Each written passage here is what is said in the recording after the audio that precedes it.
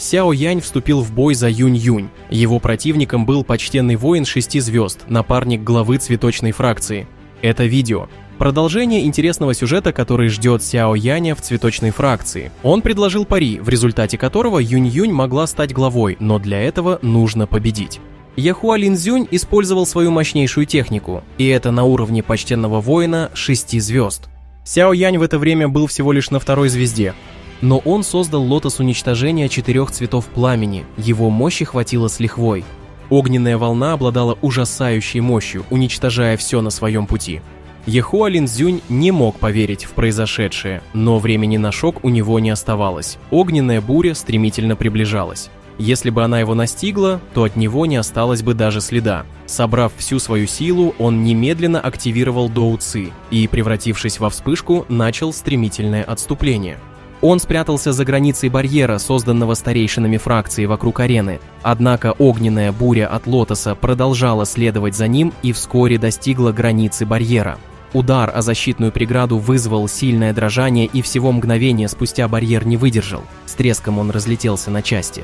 Огненная волна, не встретив больше препятствий, устремилась вперед, вызывая панику среди учеников цветочной фракции. Но в этот момент в воздухе раздался глубокий старческий вздох. В небе появилась пожилая женщина, легким движением руки вызвав пространственное колебание. Это столкновение двух сил привело к их взаимному уничтожению. Это была первая старейшина цветочной фракции. Она строго взглянула на Сяо Яня, упрекая его в возможном разрушении всей фракции. Сяо Янь сложил ладони в знак уважения и объяснил, что у него не было выбора. Затем, приняв несколько целебных пилюль, он перевел взгляд на нынешнюю главу – Хуа Цзинь. Та смотрела на него с неподдельным ужасом, не веря, что он мог создать столь разрушительную атаку, которую даже Яхуа Линцзюнь, почтенный воин 6 звезд, не посмеет принять. Его лицо оставалось мрачным, на губах виднелись следы крови. Он понимал, что, покинув пределы барьера, лишился права участвовать в поединке. Другими словами, он оказался побежден почтенным воином 2 звезд на глазах у стольких людей. Сяо Янь смотрел на своего противника и спустился на землю. Он посмотрел на Хуа Цзинь и потер ладони друг от друга. Очередные 4 сгустка небесного пламени появились перед ним. Но глава Хуа Цзинь, испугавшись нового лотоса, немедленно признала поражение. Бедная Хуа Цзинь стала напоминать напуганного ребенка. Даже Яхуа Линцзюнь не сумел принять его атаку, а если она попробует, то наверняка даже сбежать не сумеет. Сяо Янь удовлетворенно улыбнулся, поглотил пламя и перевел взгляд на Юнь Юнь. Она также не могла прийти в себя от увиденного. Сегодняшний поединок был чем-то необычным. Почтенный воин 4 звезд и почтенный воин 6 звезд не смогли справиться с одним почтенным воином 2 звезд. Если данные новости разлетятся, то над ними все будут смеяться. В это время первая старейшина обратилась к Хуа Цзинь, велев передать нефритовый символ главы Юнь Юнь. Да, по условиям пари, раз глава и ее напарник потерпели поражение, то Юнь Юнь становится новой главой цветочной фракции. Хуа Цзинь была в ярости, но не могла опорочить свои слова на публике. Ей пришлось стиснуть зубы и достать нефритовый символ. Она грубо бросила его Юнь Юнь. Первая старейшина повернулась к Юнь Юнь и с улыбкой произнесла: «Я верю в проницательность прошлой главы. Юнь Юнь, ты станешь нашим следующим главой». Юнь Юнь не стала принимать нефритовый символ, оставив его парить в воздухе. Она и вправду не была заинтересована в положении главы фракции. Кроме того, учитывая прошлое, а именно уничтожение ее секты, она не желала становиться главой какой-либо фракции снова.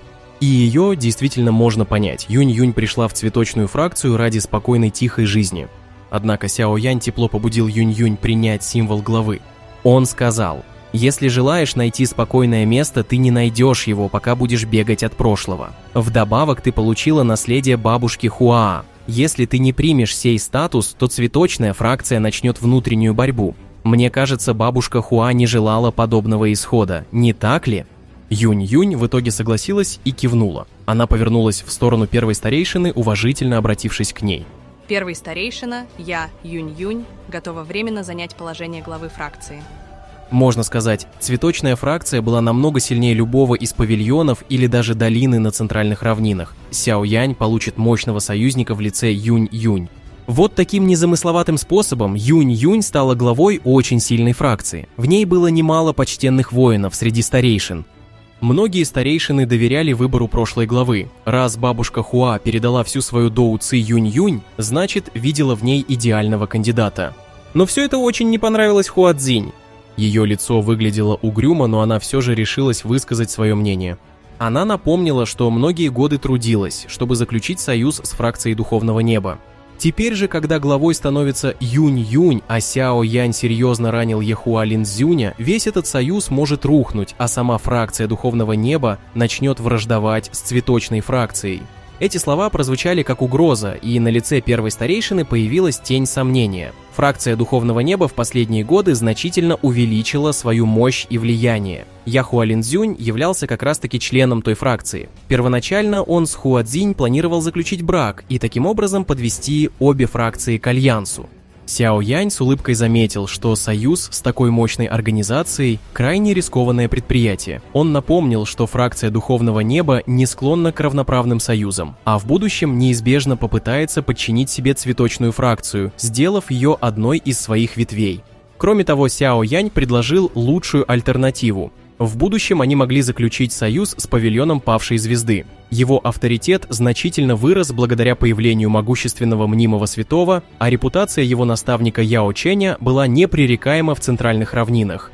Первая старейшина, поразмыслив, наконец приняла окончательное решение. Юнь-Юнь становится новой главой фракции. Вопрос закрыт, споров быть не может. Большую роль сыграло предложение Сяо Яня о сотрудничестве с его павильоном. Так что фракция Духовного Неба больше не была нужна. Это решение сильно ударило по Хуа Цзинь. Ее лицо исказилось от раздражения, но она понимала, что ничего изменить уже не удастся.